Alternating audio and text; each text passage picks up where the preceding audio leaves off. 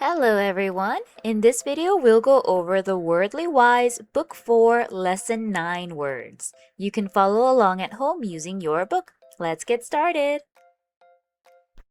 Our first word is advantage. Advantage can be used as a noun and it means something that is helpful or useful. So an advantage is something that helps you do better. The example says, it is an advantage to be able to speak more than one language when looking for a job. Usually, if you can speak many languages, that gives you a better chance of getting a job that you want. Another example of an advantage is something like being tall if you are a basketball player.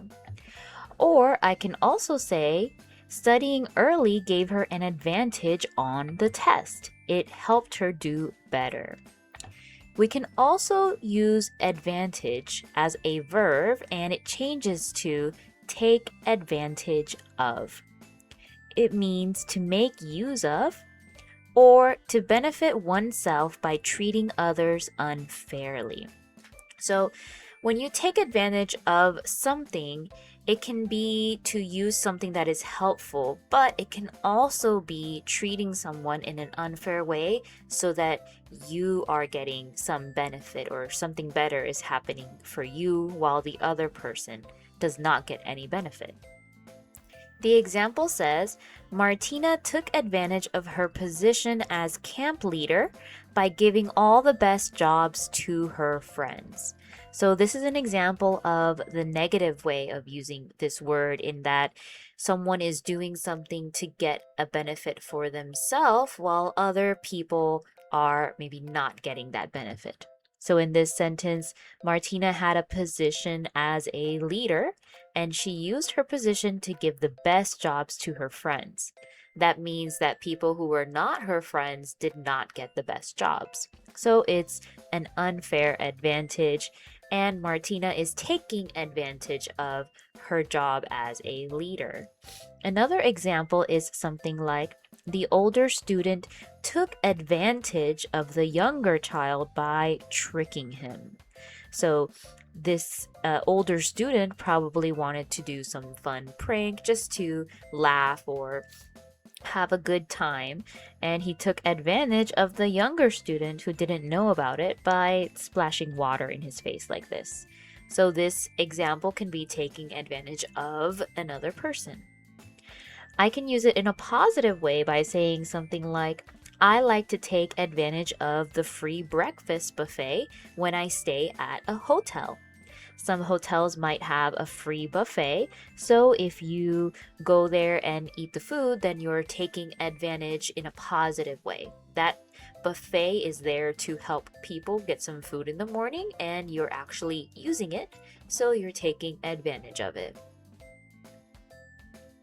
Our next word is astonish. Astonish can be used as a verb and it means to surprise or amaze.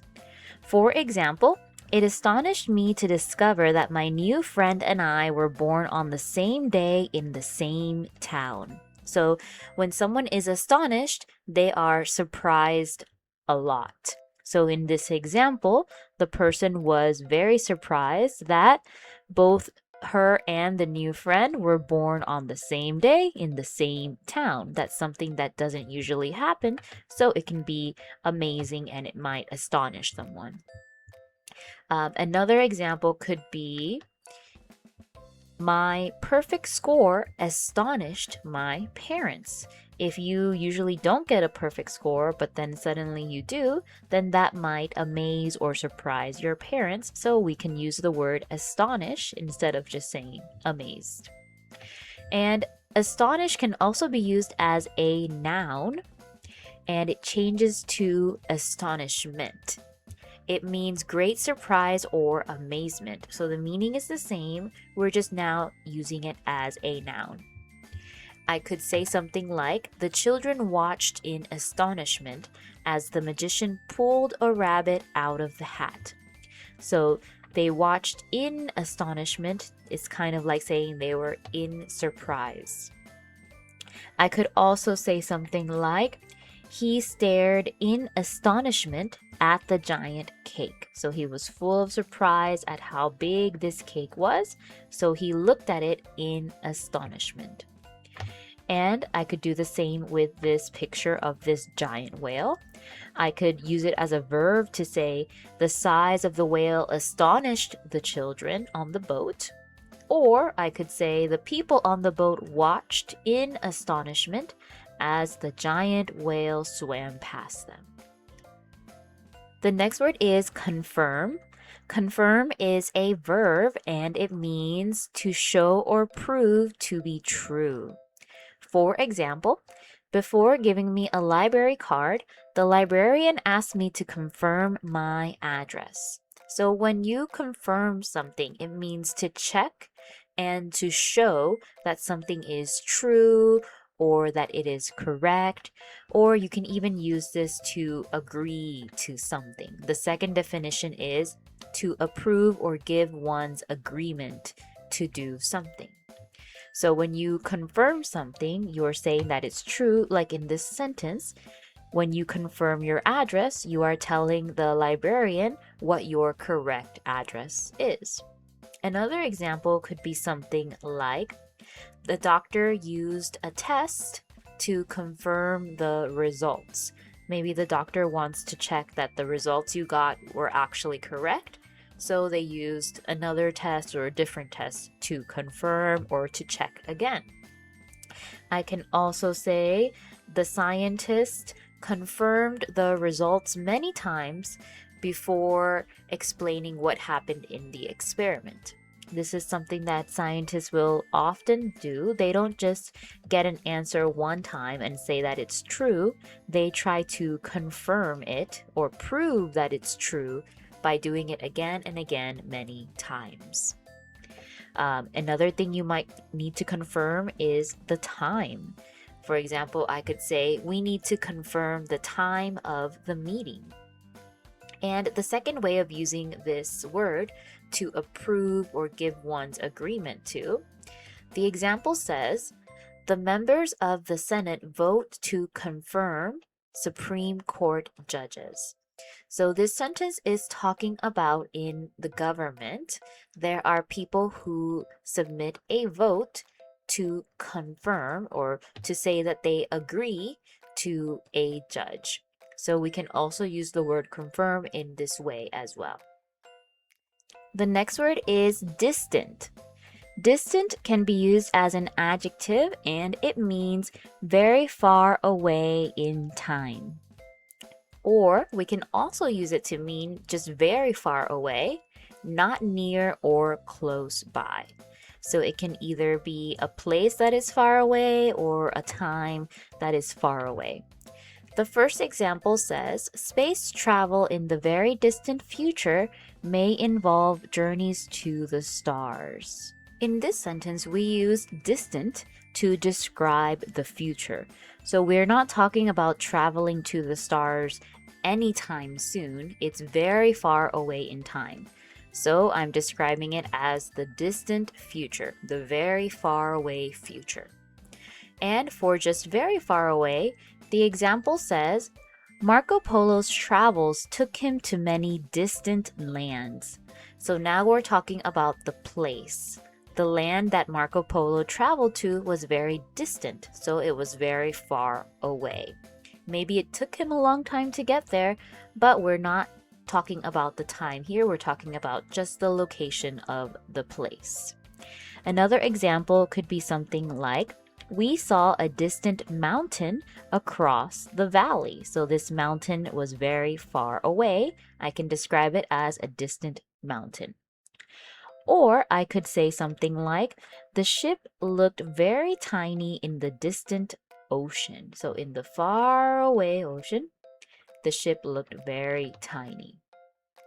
I can also use this word as a noun and we change it to distance. Distance.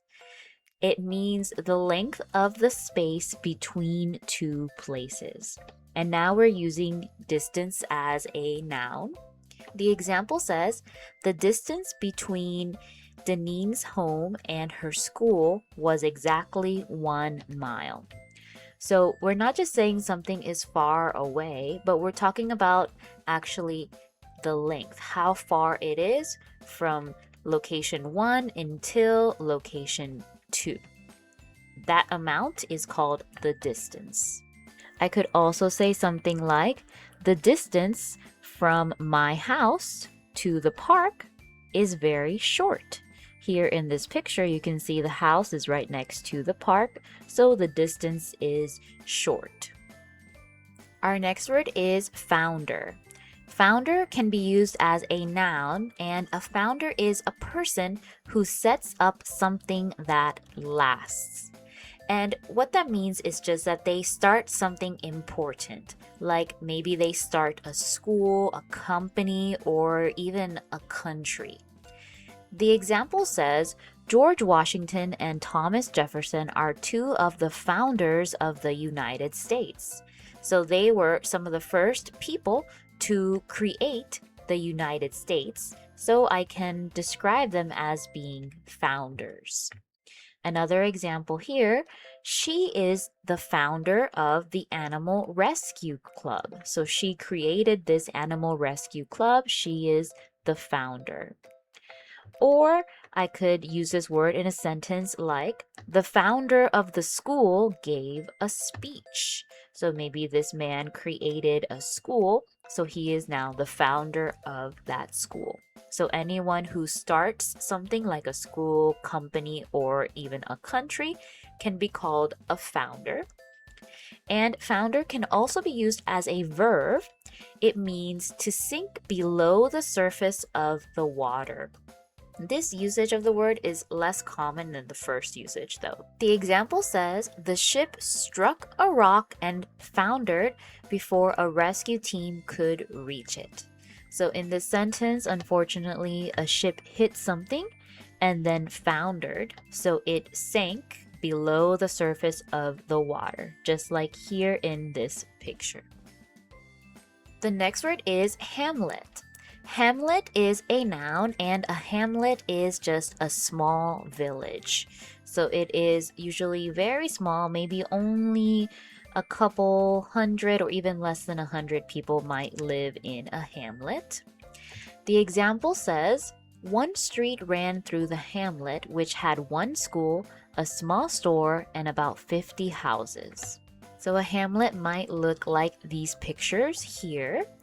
I could make a sentence like, the quiet hamlet had only a few houses, or we passed through a tiny hamlet in the mountains.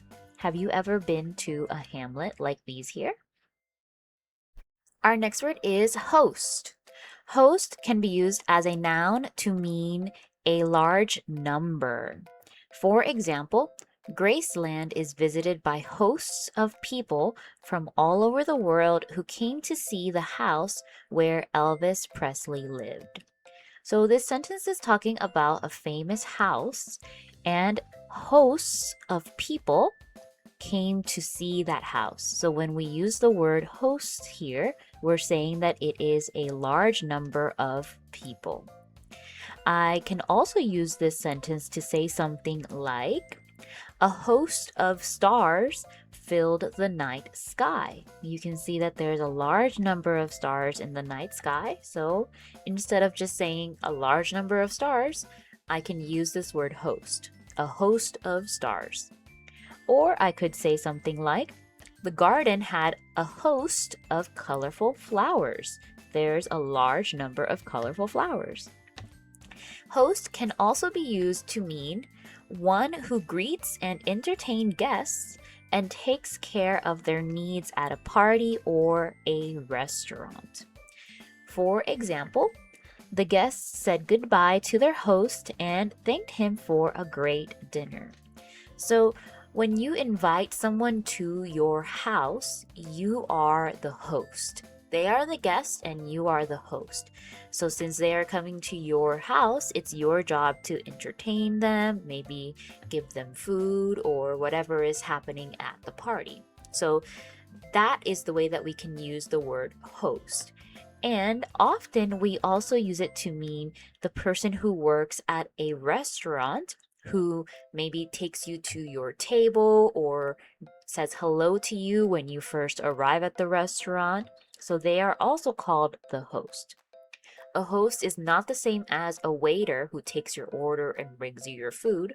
Usually, the host will just greet people and let them know where they can sit.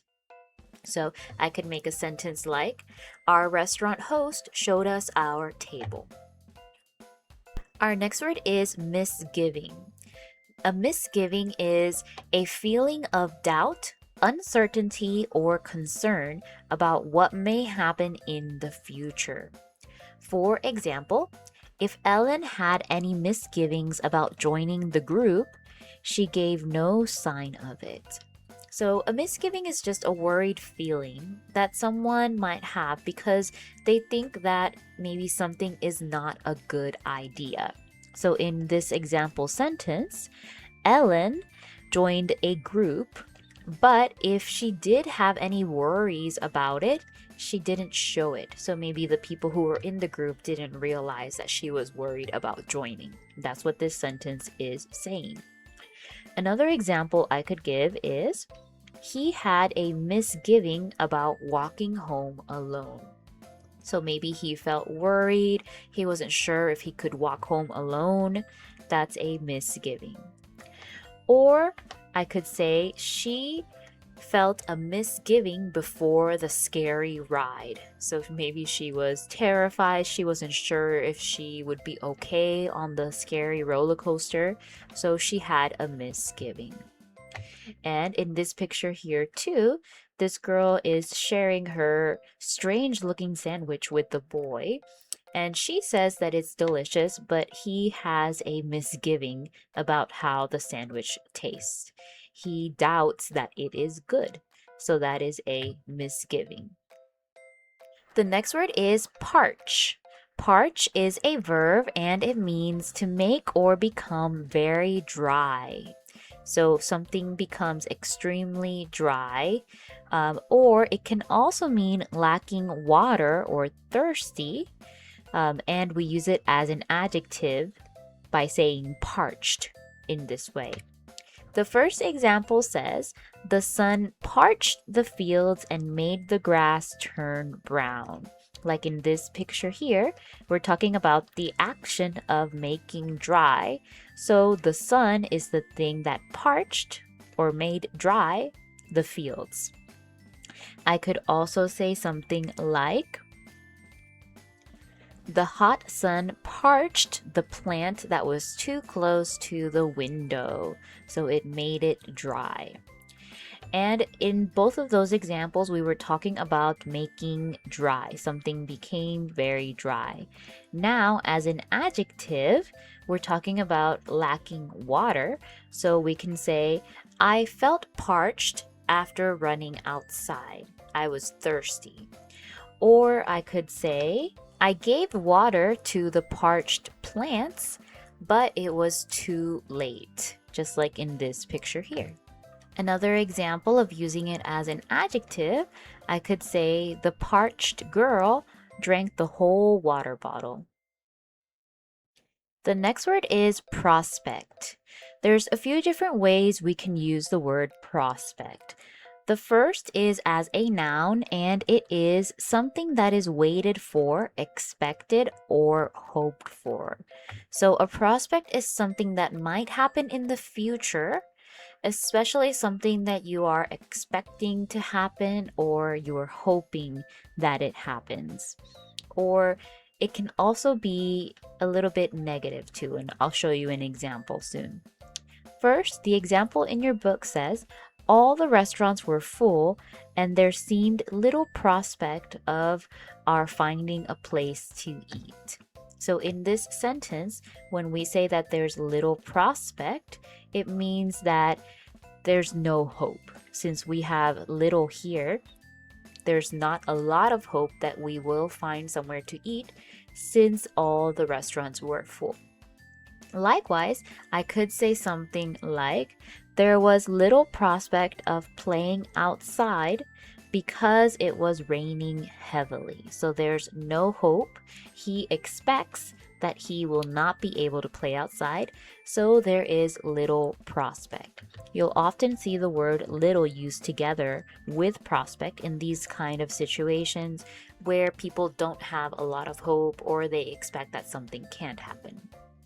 But you can also use it in a positive way. You could say something like, she was excited by the prospect of adopting a puppy. Maybe her parents let her know that she could adopt a puppy, so she was waiting for it and expecting it.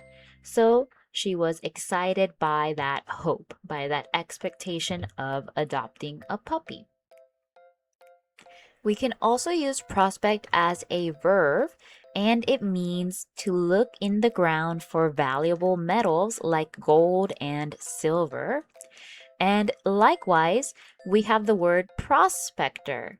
And a prospector is the person who explores an area to look for those valuable metals like the gold and the silver. The example says, the 4 people camped alongside the river told us they were prospecting for gold. And the other example for prospector says, the prospector let out a whoop of joy when she saw some shiny yellow objects lying on the riverbank. So this word prospector is something that was way more common a long time ago when people from Europe first moved to the United States and the Americas, because at that time there were a lot of places where they could find gold, especially along rivers or in some caves. So that activity of searching for gold became very popular. And that's where the word prospector came from. The person who was searching for gold now was called a prospector. So he is a prospector. And the action he's doing of searching for gold is prospecting. So I can say, the miners traveled west to prospect for gold or to search for gold. Or I could also say something like, the prospector searched the riverbank for pieces of gold.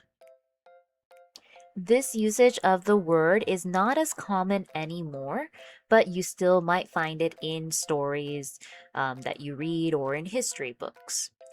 The more common way we use this word is this first definition as a noun when you are really waiting for, expecting, or hoping for something to happen. The next word is scarce.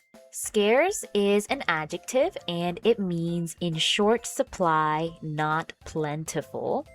So when something is scarce, there's not very much of it available. People might have trouble finding it or getting enough of that thing. For example, when gasoline is scarce, the price goes up. So if there's not enough gasoline for people to put in their cars, then the price of the gasoline that there is will go up since everybody wants it and it's scarce. There's not enough of it. Another example is fresh water is scarce in some desert areas. You can't find it. It's very rare to find it. There's not a lot of it. Or I could say something like, tickets were scarce because almost everyone wanted to see the concert. So there were not enough tickets because it was so popular. We also get the word scarcity from scarce. Scarcity is a noun and it means a shortage. For example, due to the scarcity of candles in the store, when the hurricane struck, customers were allowed only 2 each. So, since there were not many candles in the store as this problem was happening, as there was a hurricane, the customers who went to buy candles could only buy 2 candles each because there was not enough. There was a scarcity. I could also make a sentence like, a scarcity of rain caused many crops to die. So a shortage. There's not enough rain, so the crops died. There was a scarcity of rain. Or I could say something like, during the storm, there was a scarcity of water bottles at the store. Everyone wanted to buy water bottles to prepare for the storm, but because everyone bought them, now there is a scarcity. There's a shortage. There's not enough or even none left. Our next word is shrewd. Shrewd is an adjective and it means clever, good at understanding what is needed and acting on it. The example says, a shrewd teacher knows students need recess so they can take a break from schoolwork. So someone who is shrewd can be described as clever, smart. They understand a lot of what's happening. They might notice what's important and then make choices based on what they noticed. So another example is something like, the shrewd shopper waited for a sale before buying the expensive item. So maybe this item was very expensive, but this shopper is clever, so she waited for the item to go on sale and then she bought it. She is shrewd. Or I could say something like, the shrewd coach noticed the other team's weakness and changed the game plan. So maybe this coach is very clever. He noticed what the other team was bad at, and because of that, he's letting his team know how they can stop the other team. So he is shrewd. Likewise, I could say, the shrewd detective noticed a tiny clue that everyone else had missed. Lastly, the shrewd farmer planted crops that would grow well during the dry summer. So in all of these cases, these people are clever. They're thinking carefully. They're very smart. The next word is soul. Soul can be used in a few different ways. As an adjective, soul is being the only one of its kind, belonging to only one person or group. For example, after her husband died, Mrs. Mazur became the sole owner of the toy store. So now she is the only owner of the toy store. So when something is belonging to only one person, we can describe that person as being the sole. Usually we put another word with it, the sole owner, the sole founder. If someone is the only one in a group, they might be the sole member, and so on. Another example would be, the sole reason we stayed inside was the heavy rain. So that's the only reason that I stayed inside, because of heavy rain. Or I could say, that tiny window was the room's sole source of light. So it was the only way that light came into the room. It was the sole source. The other way we can use the word sole is as a noun, and it is the bottom surface of the foot or of a shoe or boot. So it can either be your foot, the bottom of your foot is your sole, or also the bottom of the shoe is called the sole. The example sentence says, shoes with leather soles usually cost more than those made of plastic. And another example is something like, the sole of my shoe was covered in mud. As you can see in this picture, the bottom part of this shoe is totally covered in mud. So now we're not talking about it being an adjective and it's the only part that's covered.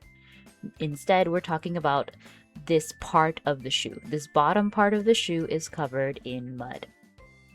And the other definition for sole is a flat fish that is caught and eaten for food. For example, grilled sole is a popular item on the seafood restaurant's menu. And this is what that fish looks like. It is called a sole.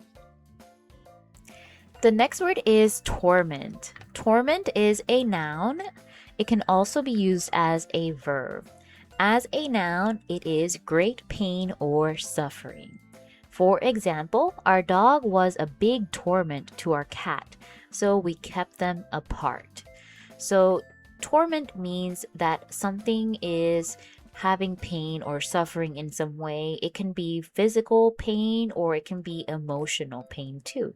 So in this sentence, maybe the dog was always bothering the cat in some way, so they kept them apart. So instead of saying the dog was bothering the cat, we can use this word torment to really show that the dog was harming the cat. So it's a stronger meaning than just saying bothering. In this picture here too, I can say her toothache caused her hours of torment. So it was not just bothering her, but it was causing great pain and suffering. Here too, I can say the constant itching was a torment. If you've ever had some kind of itch that just wouldn't go away, it can really cause great pain or suffering for someone. So it is a torment. We can also use it as a verb to cause pain or suffering. So the meaning is the same, we're just changing the way that we're using it.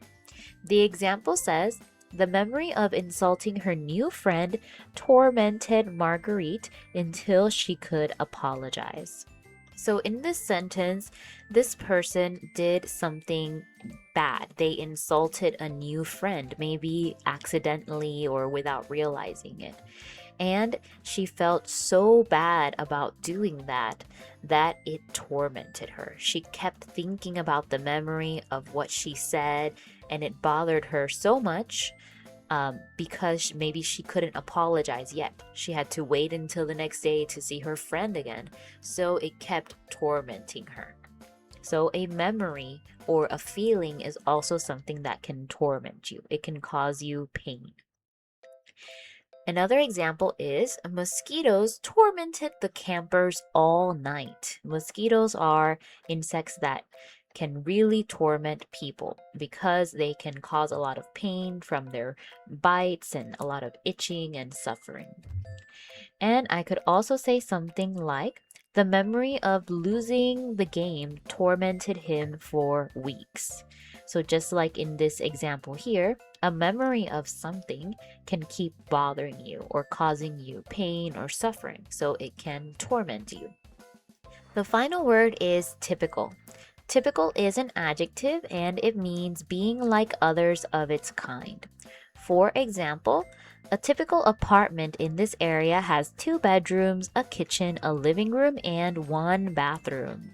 So when something is typical, it's what you would normally expect to see, either of that kind of person, place, or thing. Just like in the example sentence of the apartment. The apartments in that area, the typical ones, will have all of these things. So it's what you would see if you're looking for apartments there. Or I could say something like, a typical school day includes several classes, lunch, and recess. This is what normally you would see when you look at a school schedule. I could also say something like, a typical cat sleeps for many hours each day. So when you see the way cats behave, typical cats or normal cats or just like all of the ones of its kind will act this way. Lastly, I could make a sentence like, a typical summer day is hot and humid. So most of the summer days you see will be hot and humid. And that's all for this video. Thank you so much for listening, and I'll see you next time. Bye!